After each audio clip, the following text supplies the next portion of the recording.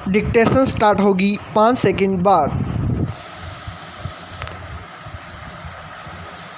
Yes, इस बार के Olympic खेल भारत के लिए गौरव और गतिशीलता की दृष्टि से अद्भुत अवसर साबित हुए। हमारे खिलाड़ियों ने 7 पदक जीतकर इतिहास रच दिया। इस इतिहास में उस स्वर्ण पदक की आभा भी है जो भाला फेंक में नीरज चोपड़ा ने हासिल किया। आधुनिक ओलंपिक खेलों में अपनी हिस्सेदारी के 100 साल के इतिहास में भारत ने पहली बार किसी एथलेटिक्स मुकाबले में स्वर्ण पदक जीता है। इससे पहले 2 महान एथलीट मिल्खा सिंह और पीटी उषा इस पदक से चूक गए थे। ओलंपिक के एथलेटिक्स मुकाबलों में शुरू से अमेरिका, रूस, चीन, जापान, ब्रिटेन, जर्मनी, ऑस्ट्रेलिया आदि देशों का दबदबा रहा है। टोक्यो ओलंपिक में पहली बार संकेत मिले कि भारत भी इन मुकाबलों में चुनौती दे सकता है। वैसे सबसे सुखद संकेत राष्ट्रीय खेल हॉकी को लेकर मिले हैं। ओलंपिक में कभी भारतीय हॉकी की तूती बोलती थी। देश ने ओलंपिक खेलों में सबसे ज़्यादा 8 स्वर्ण पदक हॉकी में ही जीते, लेकिन 1980 के बाद हमारी हॉकी टीम ओलंपिक दर ओलंपिक कांस्य पदक तक से दूर थी। यह सूखा 41 साल बाद टोक्यो ओलंपिक में ख़त्म हुआ। भारतीय पुरुष हॉकी टीम ने कांस्य जीतकर राष्ट्रीय खेल के प्रति हमारी संभावनाओं में संजीवनी डाल दी है। महिला हॉकी टीम भले कांस्य पदक जीतने से चूक गई, उसने भी संभावनाओं के नए द्वार खोले हैं।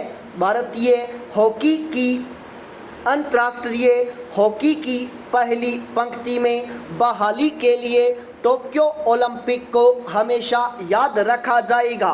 भारतीय खिलाड़ियों की नई नस्ल ओलंपिक में देश के इतिहास को नए सिरे से लिखने को तत्पर नजर आती है। प्रेम की तरह ओलंपिक पदक भी धन या प्रलोभन से हासिल नहीं होते।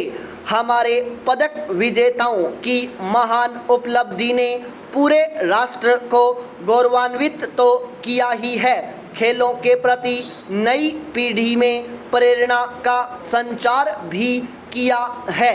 इस प्रेरणा के साथ प्रोत्साहन भी जुड़ जाएं तो देश में खेल संस्कृति के विकास के नए रास्ते खुल सकते हैं। मैदान में अपने कौशल और हौसले से हमारे उन खिलाड़ियों ने भी बेहतर भविष्य की मुनादी की है जिनके नाम पदक सूची तक नहीं पहुंच पाए। सरकार के साथ साथ देश के सभी समृद्ध क्षेत्रों को खेलों के चहुमुखी विकास के लिए दीर्घकालीन नीतियां बनाने पर ध्यान देना चाहिए। देश में जिस तरह का विकास क्रिकेट का हुआ है, सभी खेलों के उसी तरह के विकास की दरकार है।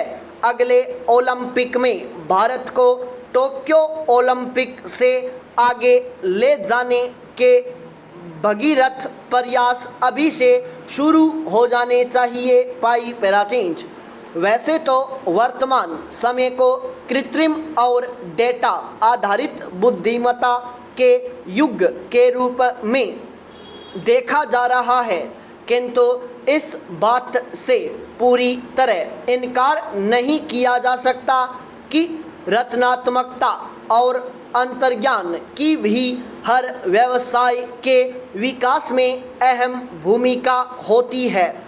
नवोन्मेष न केवल डेटा की आंतरिक शैली पर आधारित है, अपितु यह कुछ मात्रा में कल्पना और जिज्ञासा पर भी निर्भर करता है।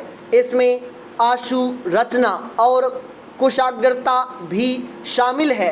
अतः इस वर्तमान युग को कल्पना के साथ साथ सूचना का युग कहना अधिक उपयुक्त होगा। नेतृत्व प्रक्रियाओं के लिए विशेष रूप से एक व्यक्ति को विश्लेषणात्मक तर्क के साथ साथ रचनात्मकता और अन्य कौशल दोनों का उपयोग करने की आवश्यकता होती है।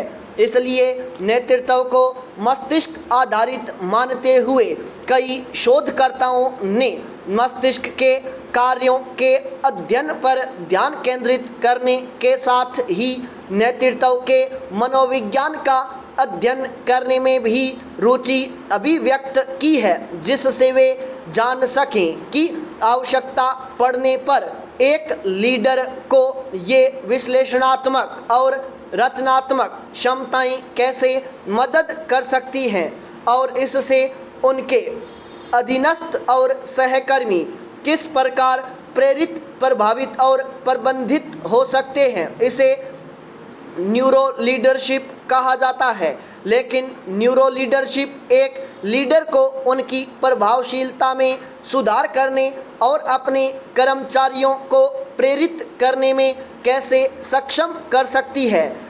न्यूरो लीडरशिप नेतृत्व के क्षेत्र में ज्ञान का योगदान करने के लिए तंत्रिका विज्ञान से अंतर्दृष्टि लाने के शोधकर्ताओं के प्रयासों का ही एक परिणाम है। यह शब्द डॉक्टर डेविड रॉक द्वारा गढ़ा गया, जिन्होंने सामाजिक अंतर्क्रियाओं के पहलुओं को भी वर्गीकृत किया और यह भी दर्शाया कि यह कर्मचारियों को कैसे प्रभावित करता है।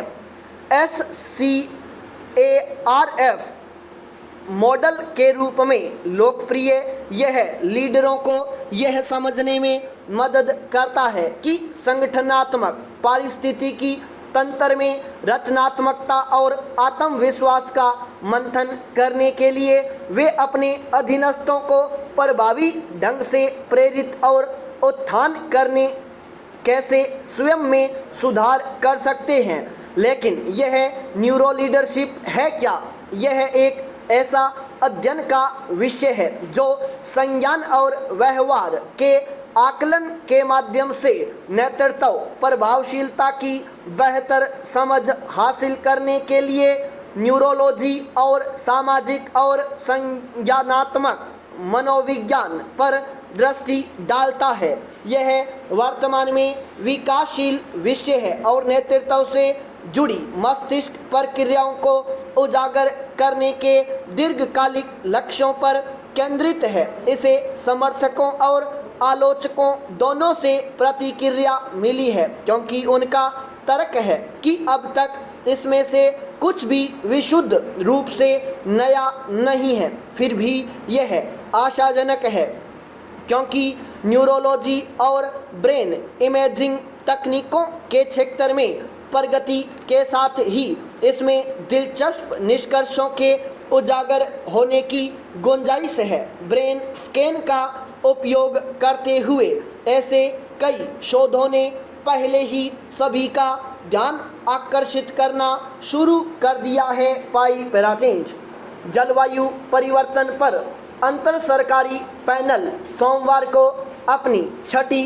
रिपोर्ट का पहला भाग जारी करेगा। जानना जरूरी है कि इसकी पिछली 5 रिपोर्टों ने वैश्विक निर्णयों को आकार देने में क्या भूमिका निभाई और आने वाली रिपोर्ट में क्या हो सकता है। पिछले कुछ सप्ताहों में देखा गया है कि यूरोप और चीन को अप्रत्याशित बाढ़ का सामना करना पड़ा।